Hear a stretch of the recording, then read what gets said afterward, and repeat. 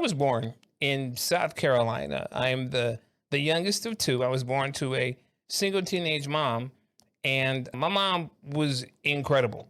Absolutely amazing woman who really taught me a lot. I'm Costa Rican, born, raised, everything, but my mom isn't. She is Colombian.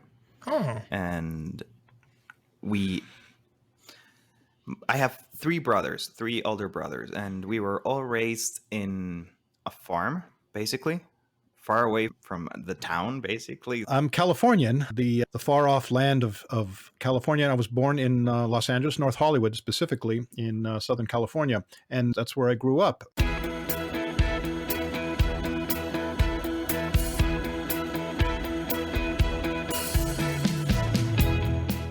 welcome to 3D View. One conversation, three different perspectives. I'm LaMondre Pugh. I am David Perez.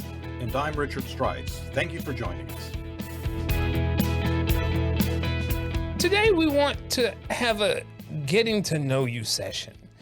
We recognize that 3D View is really about three different perspectives from three different generations, and we usually have one conversation, one topic that we focus on. And it dawned on us that, maybe you don't know us quite that well, and honestly, maybe we don't know each other quite that well either. And so we wanted to take this time to give you some insight onto where we come from, who we are, so maybe you can better understand our perspectives. Maybe you can better understand some of the insights that we come with. So what we're going to do today is we're going to do a three-way interview. So we'll ask questions, we'll talk about it, and just, as I said, get to know each other. And we invite you to join us on this getting to know you venture. So I'll start. So I was born in South Carolina. I am the youngest of two. I was born to a single teenage mom, and my mom was incredible. Absolutely amazing woman who really taught me a lot. And what I mean by that is this. I was born with spinal muscular atrophy, and I was diagnosed at 18 months old. And when I was first diagnosed, it was said that I would not live to be 5 years old. And in their professional estimation, I would be a, quote, vegetable, unquote. And these are their words, not mine or my mom. And the advice given to my single teenage mom was to put me in a home and just let me do my thing. Well, my mom was like, I can't do that. What else should I do? And they said, what have you been doing? She said, loving him. And they said, then that's what you do. You take him home and you love him. And my mom's approach to loving me was this. It didn't matter how much time we had. It didn't matter what the prognosis was. But what was important to her was that while we were together, that she would instill in me the things that I would need to survive and to survive well. Because who knows, I just may have had a chance at survival. And that's what she did. And so my mom always taught me self-reliance. My mother always taught me upholding your own self-worth. She would say things to me like, people will treat you the way you teach them to treat you. She would tell me things like, people will smile at you and pat you on your head because you're cute. And I'm still cute, by the way. Because you're cute, people will pat you on your head and tell you how cute you are. But if you don't go after it yourself, if you don't make your own path, they'll never give you the respect or the dignity that you so desire. So my mom really helped to shape a lot of that. And growing up as a Black man in the South, and a Black man in the South with a disability, really helped to shape and inform much of how I see the world. And that's kind of like a beginning perspective for me. And as I said, as we go through this, we'll ask each other some questions and we'll get a little more deeper into the stories of who we are and what we are. Gentlemen, I invite you to share. Who are you, David Perez? I'm Costa Rican, born, raised, everything, but my mom isn't. She is Colombian. Oh. And I have three brothers, three older brothers, and we were all raised in a farm, basically, far away from the town, basically. So we were separated. So we had to be our own friends. And we Right. had to play amongst ourselves. And the closest thing to my house was a little shop where they sell candies and things. And it was too far away for us to walk to. So, not even that. All around us, green and cows and nothing else, right? So I had to have my brothers become my best friends and the kids that I play with all my life. So I was born and raised as a family man. Basically, that was my life all the way through high school. And when I went into college, I just knew that I wanted to study something that had to do with international things. I didn't Hmm. really know what I wanted to do, so I got into political science because Hmm. political science was something somewhat related to international things. And being there, I started looking at my life and how much life I had in front of me and what I wanted to do with it. And I decided that I really wanted to do something that actually meant something more Right. than the strange or the separated part of politics of actually creating policies and not even knowing if they're going to affect the people that you're creating the policies for. I really wanted to do something impactful. I didn't know what that was going to look like, what that meant, anything, Right. but I knew that I had to try. And I thought maybe diplomacy helps in that. And I got into a master's degree in diplomacy. I started studying that and realized I was way off. It had nothing to do with what I wanted to do, but it showed me what I really wanted. I wanted a family. Mm. I wanted stability. I wanted to be able to build what I had as a kid, and that's what brought me to figure out some other way to do things. And then I was working at UNESCO, and then I met Debra, and now I'm working in disability inclusion. It's been a trip, and Yeah. there's a lot of things that I'm jumping that I'm not telling here. So it's sort of a summary, but in essence, I'm Costa Rican. I have a passion for doing something that impacts the world and makes it better. And I'm very much a family man. I really want Yeah. my family to be well, all of them, because they have been there for me every single day of my life, and I just want to be there for them. Fantastic. And I tell you what, we're going to dig a little bit more into those passions in a second. But Richard, who are you, man? You're muted. Can't hear you, Richard. We can't hear you, Richard. Oh, sorry, I was on mute, which I normally am not on when we're recording, but they're actually jackhammering cement right underneath me. That comes on, I apologize. They've been doing that all day. I thought they had stopped, but no, they're still at it. Anyway, who am I? But as I said when my mic was off, as soon as I know, I'll let you guys know. But I'm Californian, the far off land of California. I was born in Los Angeles, North Hollywood, specifically in Southern California, and that's where I grew up. And as a result of that, I ended up getting in the entertainment industry, but that's a little further down the road or down the way from how I started. I'm number 4 out of 6 kids, so there was 8 of us in the household growing up, and my dad was a mechanic. That was when I was born. That's what he was. And my mom stayed at home and raised 6 kids. We're all about a year apart from each other, so all 6 of us were born in 10 years, which is a long time.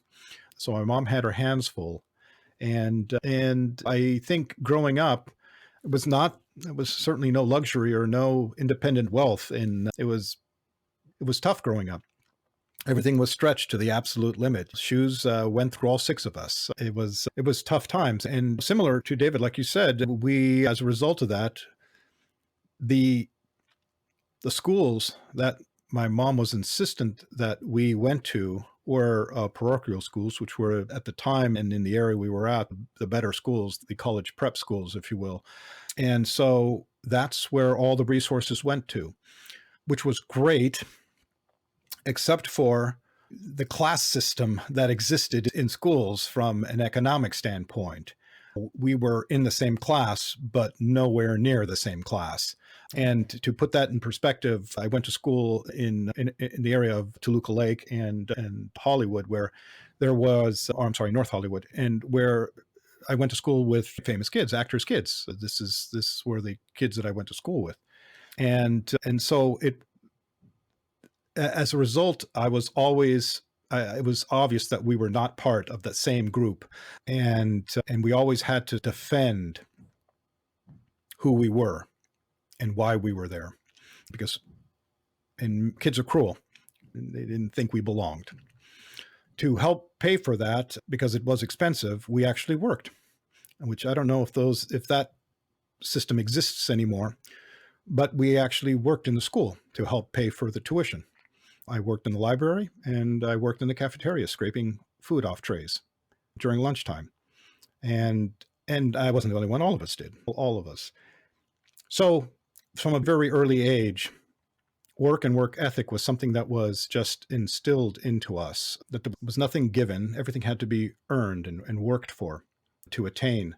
And my dad worked 7 days a week. I wouldn't say he was absent, because that would be unfair, but he was occupied. He was doing what needed to get done. And so that's the core foundation of me growing up. By the time I also worked in the church. I was a choir boy, and that was when I first started getting introduced into music. When I was in 6th grade, it was the first year that you were allowed to sing in the choir, in the children's choir. And the music, as a result, has always been, and still to this day, is a very important part of my life. My mom was a concert pianist, and my dad was a master mechanic. And that's the sort of core foundation. Now, as I go through the story, things changed as we all grew up. My dad went through a number of different careers, which is an amazing story in and of itself. But the examples that my parents gave was that hard and work and dedication to what one does and what one believes in is essential. And I think those are the values that have stayed with me through my entire life to this day. Yeah, no, that's incredible. When you start to think about just how our lives evolve and from where we come from, it's amazing to look up and say, wow, and I'm here. Because I think about your story in particular, Richard, and I think about, you talked about your childhood and how you grew up. You are a musician yourself. And what instruments do you play? I play violin, piano, single reed instruments, so your saxophones, clarinets, guitar, a little bit, not so much, Right. harmonica, viola, and a little bit of cello. Okay. So this guy's basically Prince. Okay, let's just say that Richard is Prince. All right, he plays like 1,000,005 different instruments. And what's so interesting about that, when I say he's a musician, he's naming these instruments that he plays. He is not just a regular musician. This guy is a seated musician, like he has a chair in terms of the ability that he has to play. So he's really an accomplished musician and composer, or I'm sorry, a director. Conductor, yeah. Yeah, conductor. There we go. Get my words. Conductor, really accomplished in what he does and what he has done. And it's amazing because you just wouldn't know. That's not something you would just pick up on. And when I think about David, he talked about passionate about his family and wanting to do something. This is the thing. David is a man of many talents. It really is amazing the level of what he puts out in terms of the quality of it. It really is amazing. And I've known David for it's been about 2, maybe 3 years now, David. And it's every single turn he gets better and better at it. And it's amazing to me because as I'm seeing it, he talked about being passionate about his family and about just wanting to do something that will have an impact. Listen, he is passionate about everything that he does. I don't know anyone who attacks it with as much zeal and as much enthusiasm and is positive, and that is as positive as he is in the things that he does. David, when you talk about having an impact, what does that mean for you? What does having an impact mean for you? it's complicated because it's not something that I was able to explain to myself easily. I just knew that I wanted to do something that had an impact. And this needs a little backstory. I was raised in my family, and my family is Catholic, but they didn't practice They weren't good Catholicism Catholics? Is at that all. what you're saying? They weren't good Catholics? Yeah. But basically, we never went to church at all. And that's how I was raised. I didn't go to church. I knew that God existed. I knew some of the basics of Catholicism, but I didn't really know Catholicism until I was in college.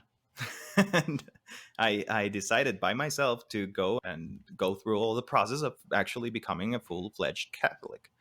And in that, and I was already doing some work with a foundation here in Costa Rica, and I met a man in LaMondre, and he's a man not educated, but he has had a lot of success. And I was talking to him. He was an older man, an older wise man. It sounds like a made-up tale, but it's not. His name is Roberto, and he's in Cahuita. And he has a restaurant. So I was talking to him one night, and he was telling me about... I was just asking him how he was able to have so much success without studying or doing anything, because he was a community leader. He was doing a lot of things for his community and for his family and for everyone around him. So I asked him what it was, and he told me about this part of the Bible where Jesus talks about giving talents to 3 different men, and then he leaves them, or the father leaves them, and then when he comes back, he asks them what they did with those talents. And he said, that's how I live my life, because I know that God gave me some talents, gave me things that I had to use to create something and make the world a better place than what I found it. And that's what I do every single day. And I was like, oh, that that spoke to me. That really spoke to me. And it started fitting into that idea that I already had about making something, doing something that had an impact. And that has just meant trying to figure it out, because I don't know what that impact is, but I know that as LaMondre said, I'm very talented in many things. I just try to do everything that I can to figure out what that is. And in the process, I've noticed that I've started seeing impact in the things that I'm doing. Seeing impact in the things that I'm doing with Rogue Global, seeing impact in the things that I did with that foundation, seeing impact in what I do for my family. I'm starting to see the impact because I'm starting to realize what I bring to the table is helping others. And that's, I guess, what impact means to me. Helping others in whatever way they need. Fantastic. Fantastic. Richard, you, again, going back to just an amazing journey thus far. I often joke when I talk to Richard, I always say, Richard is like the guy that whenever something comes up, it's like, yeah, I used to do this, and I don't care what it is. It could be scuba diving for puffish in the Antarctic. He would have some kind of real connection to this. But the reason that I bring that up is because, Richard, you are also an Imagineer for Disney. A freaking Imagineer for Disney, man. That's amazing. Tell us a little bit, how did that come about? Absolutely. Yeah, the first section that I spoke about was really going up through grade school. And it was shortly after that period of time that while I was at grade school, I got interested with production, stage production and entertainment and theatrical production in general, all the technical side. I had an aptitude for that, probably because of my father, naturally, with electronics and mechanics. And so things came very simple to me in regard to that sort of thing. And as I mentioned, I went to a school that was graced with, I don't know about graced, but anyway, they had a lot of industry actors, kids, and so involved with these schools. And so whenever they did productions or stage productions, they were never small. It was always a one-upmanship of what each parent could bring to the other. And so, for example, I remember very distinctly when Star Wars came out, we actually had R2-D2 and C-3PO come and be in a grade school production of Star Wars. The actual, and these were the levels of connections of people that we had. Anyway, so to your question, I was interested and engaged in that. Whenever they needed volunteers to do X, Y, and Z on these productions, I always was front and center. And that built one thing after another. I started doing from school productions. I started helping out on amateur productions around town and in our equity waiver houses, which is an entry-level actors studios and actor playhouses. And so by the time I got into high school, I was already doing as a technical director and a stage and lighting designer for plays around town. I was already working and getting paid for doing this. I was getting reviews in newspapers and so forth. And I was fully engaged and involved in that industry. So by the time I got to college, I went to Notre Dame High School in Sherman Oaks, and then I went to USC in Los Angeles. And I was part of the film and theater school at USC. And when I was there, I was already working professionally at that point in the opera houses, and I had graduated over time from the equity waiver to the real, actually heavily paid industry jobs. And I was working in the opera houses, and I was working with just great Zubin Mehta and Baryshnikov and Sir Peter Hall and so on in these productions. And it was while I was doing Phantom of the Opera that I got a call from Walt Disney, from a VP, a design VP, who had seen my work around town and a number of different productions, my designs and my special effects and so forth that I was engaged in doing, and asked if I would be interested to talk to some folks at Walt Disney. And I said, sure.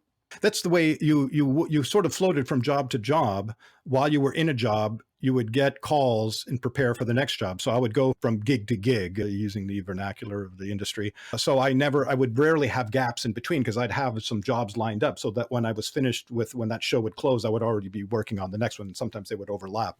And so it was like, oh yeah, sure. Hey, Disney, yeah, sign me up. So I went and had an interview with them, and they brought me on board. And I came in as a lighting designer for them.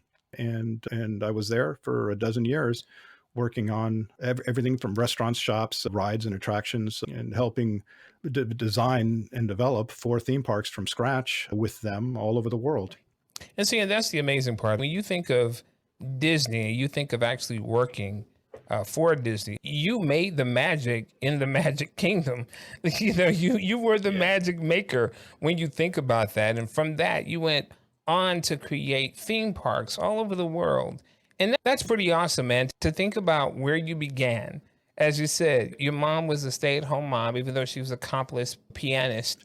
That she gave up. She did that wholeheartedly. I think later on she had some regrets about that, but I can tell you at the time, she never regretted having 6 kids and passing up on her concert piano career. Absolutely. And your father being a mechanic and other careers. But the thing is to think about where you came from and what you were able to accomplish in life. And even listening to David's story about how his passions are led by the concept of having an impact, it makes me think, honestly, a lot about my life, coming from a single teenage parent, being told that I was going to die before I was 5. And interestingly enough, it moved up in 10-year increments after I passed the age of 5. It went to 15 and then 25 and then middle 30s. And eventually it just stopped. So He just won't die. What is that? What's wrong? Exactly. I'm the brother that would not die. And what's interesting about that for me is that I often say either I'm the biggest 4-year-old you've ever seen in your life, or they were just wrong. They just had it wrong. But honestly, during that time, that's how they gave those, whenever you got a diagnosis of spinal muscular atrophy, they gave the absolute worst case scenario just to prepare you for that. But having that experience, I cling to things like, as David said, impact. Legacy is important to me. Legacy is extremely important to me. And the impact that I will have on this world while I'm here. My thinking is, okay, so after all this said and done, after I've done everything that I can, would the world have benefited from the fact that I've lived, that I've breathed, that I drew breath, that I was able to touch something, someone, or make an impact in some way, shape, or form? And honestly, the older I get, the more I think about those things. I have a little cousin. Her name is Ariana. Ariana also has spinal muscular atrophy. And Ariana is 11 years old. And until Ariana was born, I was the only one in the family with spinal muscular atrophy. And once Ariana was born, I thought, whoa, that's okay. Cool. We've got somebody else in the family with spinal muscular atrophy. So I want to make certain that I'm there for her to be an example and to share whatever insights I have in life. And that was my approach from the beginning. But one day, my mom was speaking to her grandmother, and her grandmother told my mom, do you know what my baby said to me? She said that her cousin told her that she can be whatever she wanted to be in this life as long as she was willing to work for it. And she remembered that. Now, keep in mind, she was probably about 6 or 7 years old when she said that. I remember the conversation that I had with her, and honestly, I didn't even think that she was even listening, to be honest with you. But the fact that she repeated that, and I noticed how whenever I was around, how she would cling to me. She was always with me whenever we were together, and how she followed me around. I realized that she's seeing what her life could be in me. She's being informed about what the world has to offer for her, because there's nobody else in her life that's like her except me. So when she sees me, she is thinking, hey, this is what my life could be. And so honestly, that gave me a new sense of purpose. That gave me a new sense of why I do what I do. And honestly, it makes me want to live even the more so and to contribute more, because I recognize that it's not just about me. There is a legacy I'm leaving. I don't have any kids. I don't have any kids. After a 17-year marriage, I'm divorced. So I'm newly single. But having her look at me and realize that what I do matters, not just in, okay, what do I do professionally and those kinds of things, but it matters to someone in terms of what their life could possibly be. And my thing is, I want to show her that her life can be whatever it is that she decides that it can be. And so impact and passions and being excellent in the things that we do are all themes that run really deep with me. And honestly, even this show, I appreciate the fact that you guys are willing to share your time, your interest, your expertise, your insights with me and this audience. And my hope is that even listening to this show, and I know this show is a little bit different than what we would typically do. Typically, we have a topic and we talk about that topic and we express our opinions, but we wanted to really give you an idea of who we are, to understand the perspectives that we come from, to understand where those insights come from. And what I hope you have heard today is you've heard something that encourages you, that inspires you, that causes you to think about, what is it that you're passionate about? What is the legacy that you want to leave? What are the areas that you see where you can be excellent? Or do you want to change something up? You literally could be like Richard and go from being a musician to an Imagineer to someone who just has much to offer, and not only has it to offer, is offering it. Because I know that there are people that are watching this. You're watching this, you're listening to this right now. And there is so much that you could offer, but are you offering it? And so our encouragement is, offer it, put it out there, and watch the universe rise to meet you. Guys, thank you so much for sharing who you are and what you are. And certainly do appreciate it. So until the next time, we'll catch you on 3D View again. Thank you. Thanks for joining us this week on 3D View. Make sure to visit our website, ruglobal.com/3dview. That's ruhglobal.com/3dvu, where you can subscribe to the show wherever you listen to podcasts, or join our YouTube channel so you will never miss a show. While you're at it, if you find value in the show, we appreciate it if you would leave a like or comment, or simply tell a friend about the show. That would really help us a lot too. If you would like to join our conversations, you can join our Facebook community, 3D View, 3 Perspectives, 1 Conversation.